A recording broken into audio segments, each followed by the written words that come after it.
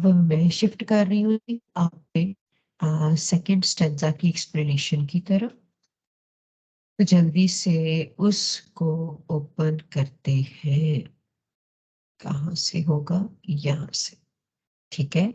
विच yet survive. विच जो है वो पिछले स्टेंजा की एक्सप्रेशंस थे, फीलिंग्स थी। कौन सी वाली? प्राइड वाली, स्टबन नेचर वाली, ऑब्स्टिनेसी वाली, और जो अग्रेशन था, फ्यूरी थी, वो सारी की सारी वो कह रहे हैं बादशाह की तो डेथ हो गई। वो तो रामेसेस द सेकंड तो बहुत साल हुए डेड हो चुका है।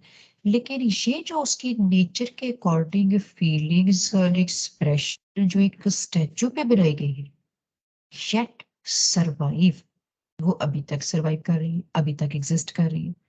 क्योंकि ये चीजें स्टैम्प्ड है। स्टैम्प्ड है, इम्प्रिंट है। किस चीज पर इम्प्रिंट है?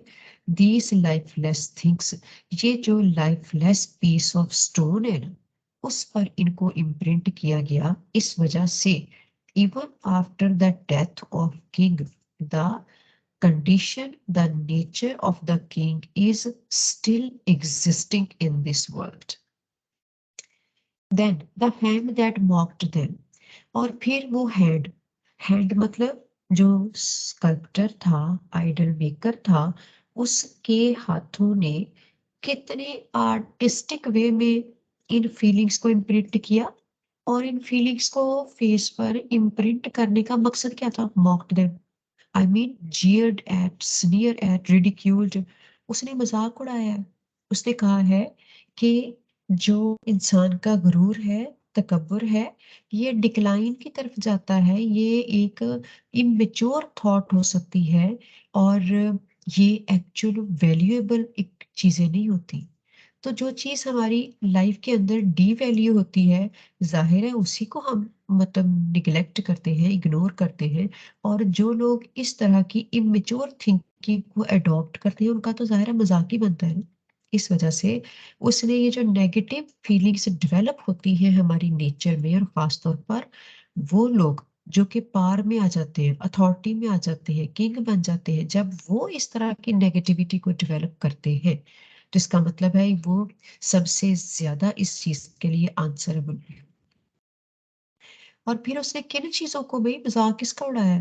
The heart that fed. वो जो हार्ट था ना रेमेसेस द सेकंड ओzymandias किंग का, वो फेड था, फिल्ड था, रैप्ड था इस नेगेटिव सोच से। और जैसे कि शेक्सपियर कहता है कि हार्ट्स आर इन विजेजेस। इंसान का जो चेहरा होता है ना, वो उसके दिल का आकाश होता है, उसके दिल की अक्कासी करता है। मतलब जैसी इंसान की थिंकिंग होती है, वैसे उसके फेशियल एक्सप्रेशन हो जाते हैं।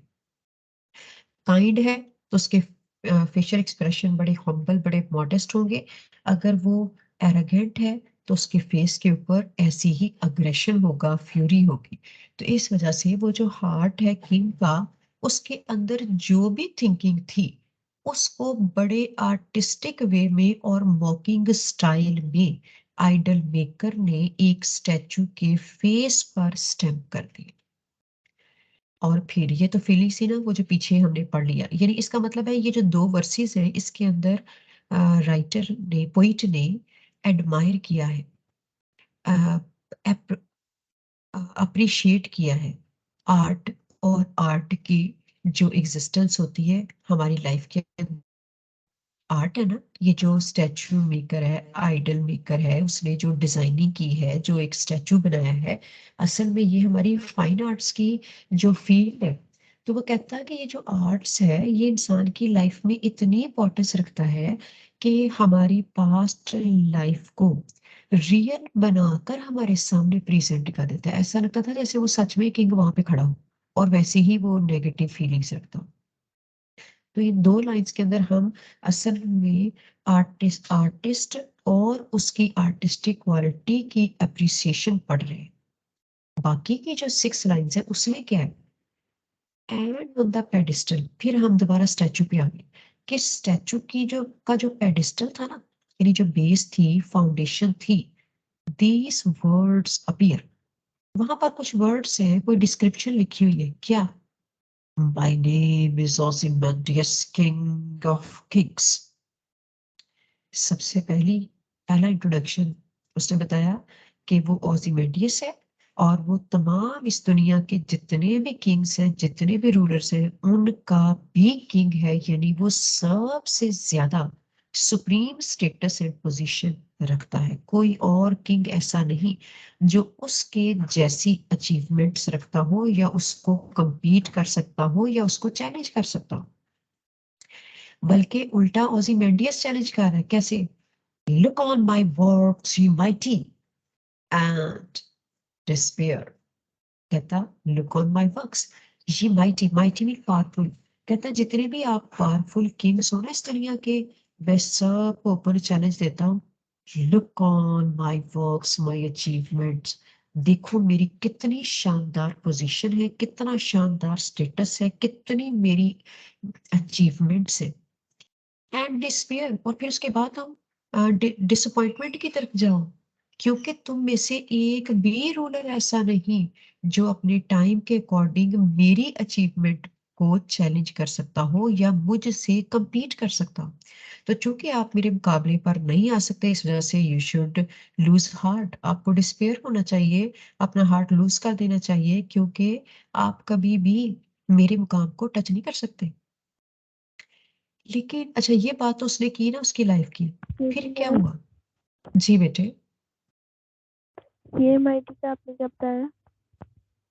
सॉरी। ये माइटी ये माइटी, ये जो है ना, ये असल में ओल्ड इंग्लिश से लिया गया है। डायरेक्टली हम कहते हैं ना, oh you from the fifth line, खड़े हो जाओ, ऐसे बोलते हैं ना। तो वो यू है, लेकिन यहाँ पे यू तुम किसको कहा है? Mighty. Mighty mean powerful rulers of the world.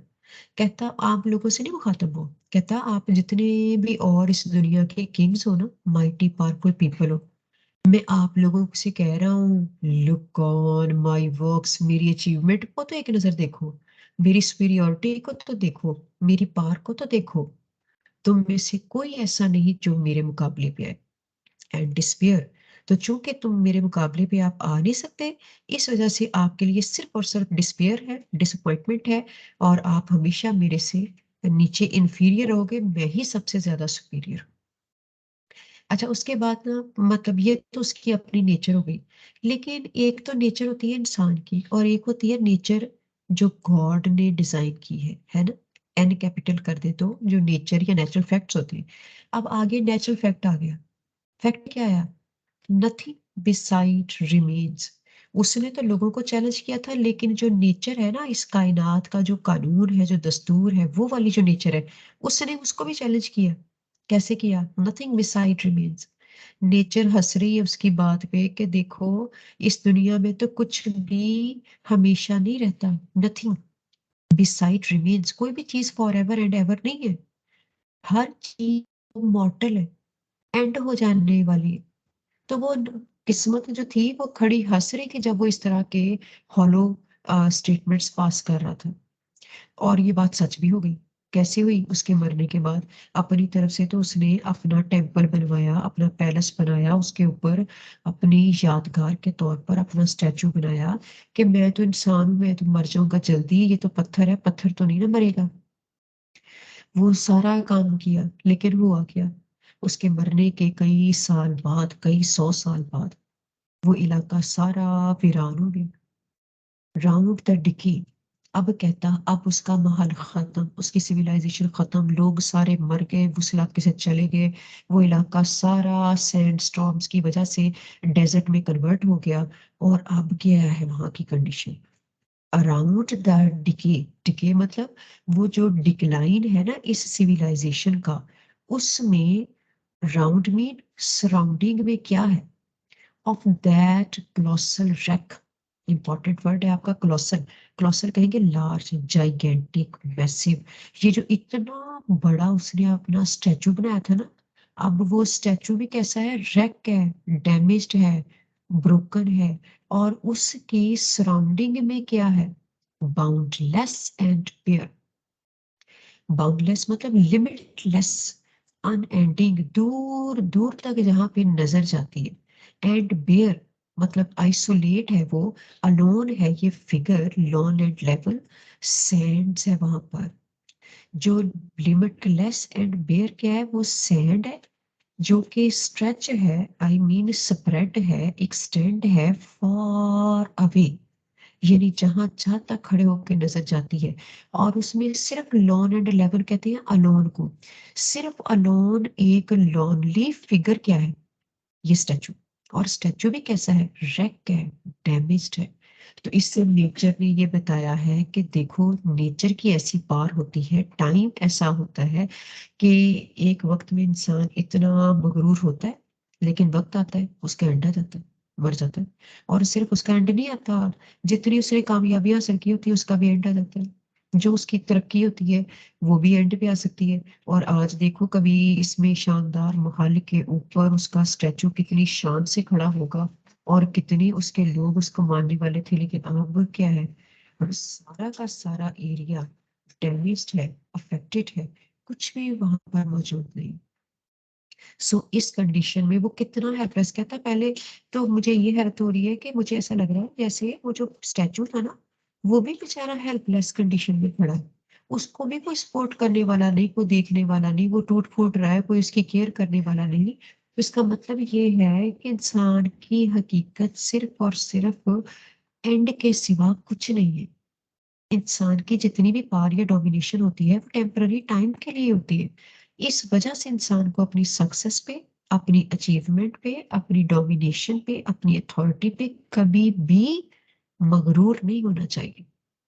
क्योंकि ये जो गुरूर है, ये हमेशा डिक्लाइन की रीजन बनता है। जैसे कि हम पढ़ते हैं ना, प्राइड हेथ अ फॉल, हमेशा फॉल होता है जो कि प्राइड का है। जो जिंदा रहती है चीज वो क्या होती है, काइंडनेस, मोरालिटी, ऑनेस्टी। अगर एक पर्सन जिसने अच्छे काम किए, अच्छे अमाल किए, तो उसको रहती दुनिया तक अच्छे अल्फाज में याद किए जाते हैं।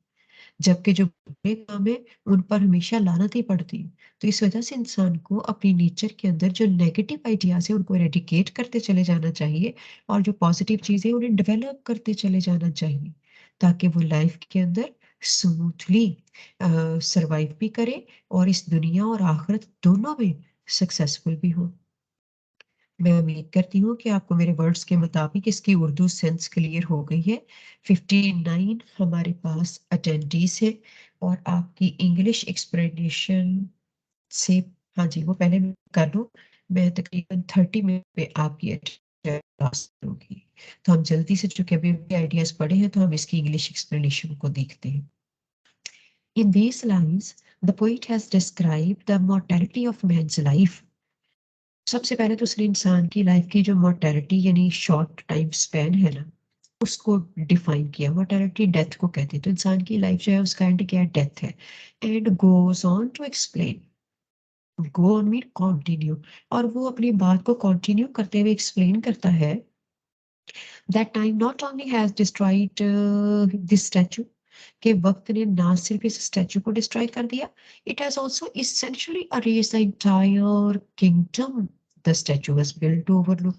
और वो तमाम किंगडम, वो तमाम अपनी एरिया, वो तमाम अपनी पब्लिक जिस पर कभी ये स्टैचू और ये किंग रूल करता था, उनको ओवरलुक करता था, जिनके लिए उसने ये बनाया था, वो सब कुछ खत्म हो गया। अब वहां पर सिर्फ रेत के और कुछ नहीं था। The speaker immediately follows the Kings declaration. फिर उसके बाद जो किंग्स की डिक्लेरेशन है, यानी जो और उसके अल्फाज लिखे हुए थे, पोइट उसको एक्सप्लेन करता है। Found on the pedestal of the statue, look upon my works in mighty and despair. ये जो टेक्स्ट है tells that the name of king was Ozymandias. He was the most powerful king of his time. He ordered the kings to see his statue and feel belittled.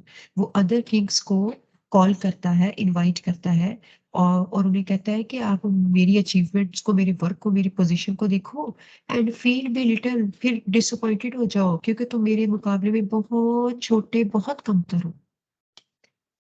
But the tragedy is that, लेकिन tragedy ये है, now, अब उसके मरने के बाद, nothing remains except a lifeless statue of the king. अब कुछ भी बाकी नहीं है। वो जो किंग इतनी शान से रहता था, इतना मगरूर था, इवन अब उसका जो स्टैचू है ना लाइफलेस, उसके सिवा उस जगह पर कोई भी नहीं है। The huge statue itself tells about the glory of the king. Statue बहुत बड़ा था और वो बताता था कि ये किंग भी किस कदर ग्लोरी, किस कदर मैग्निफिसेंट, किस कदर सक्सेसफुल टाइम एंजॉय कर चुका है.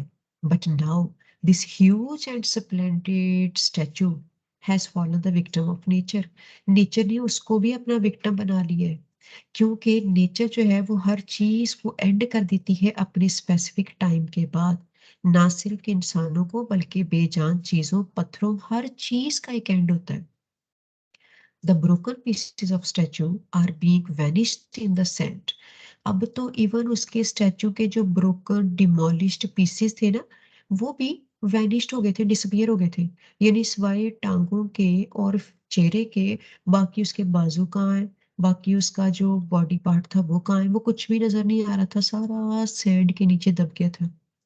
The sand is stretching far away.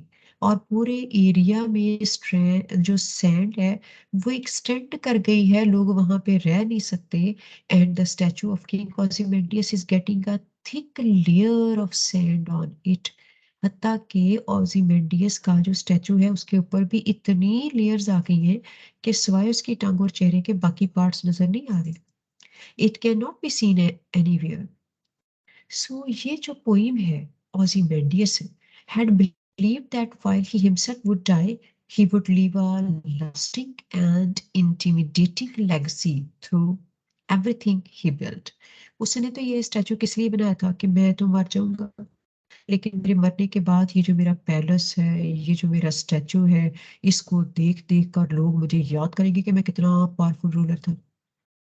Yet his words are ultimately empty. लेकिन आज उसके वर्ड्स की कोई वैल्यू नहीं. वर्ड्स कैसे एम्प्टी होते हैं, वैल्यूलेस हो जाते हैं, उनकी वर्थ खत्म हो जाती है. As everything he built has crumpled, क्योंकि जो कुछ भी उसने बनाया था अब वो क्रम्पल्ड है, डिस्ट्रॉइड है, डैमेज्ड है. The people and places he ruled over are gone. वो तमाम प्लेसेस, वो तमाम पीपल जिनके ऊपर कभी उसने रूलिंग की थी, दे हैव डिसअपियर्ड. वो सारे खत्म हो गए, या तो वो चले गए उस इलाके को छोड़कर क्योंकि सैंड स्टॉर्म्स की वजह से वहां पे सरवाइव नहीं कर पाते थे, या फिर डेड हो गए, living only an abandon desert. और अब वहां पे सिर्फ और सिर्फ एक अबैंडन डेजोलेट डेजर्ट है, whose lawn and level sands. और वहां पर सिर्फ एक ही चीज डोमिनेट कर रही है और वो है सैंड. इम्प्लाई दैट, तो ये जो कंडीशन है ये इम्प्लाई करती है, मीनिंग देती है that there is not even a trace of the kingdom's former glory to be found. कि आज 600-700 साल बाद उस किंगडम का, उस अचीवमेंट जो कि ग्लोरियस थी, स्प्लेंडेड थी, आज वो जो थी उसका एक साइन, एक ट्रेस, एक मार्क तक भी बाकी नहीं बचा. The pedestals claim that onlookers should despair at Ozymandias' work, the stakes on a new and ironic meaning. और ये जो पहले मीनिंग से ना कि look on my works ye mighty and despair, वो जो डिस्पेयर होना था वो अब यहाँ पे न्यू सेंस दे रहे हैं. पहले तो वो ये सेंस देते थे ना कि आप लोग मेरे सामने रिलीजन हो तो मेरे सामने स्टैंड नहीं कर सकते. अब वो क्या दे रहे हैं, one despairs not at Ozymandias' war, but at how powerless time and decay make everyone. इंसान दूसरे की कामयाबी पर डिसअपॉइंटेड नहीं होता, बल्कि डिसअपॉइंटमेंट की ट्रू मीनिंग तो ये है कि इंसान है ही powerless in front of time. Time जो है वो डोमिनेट करता है, इंसान तो कभी भी डोमिनेट नहीं करता. और हर एक चीज का जो डिके है, जो डिक्लाइन है, मेक एवरीवन, वो हर इंसान के लिए एक जैसा है. कोई आम आदमी है, अगर उसने मरना है तो कोई बादशाह मरेगा वो भी. कोई भी इस चीज से फ्री नहीं रहता है. Thank you so much class. यकीनन आइडियाज आपने अंडरस्टैंड कर लिए हैं.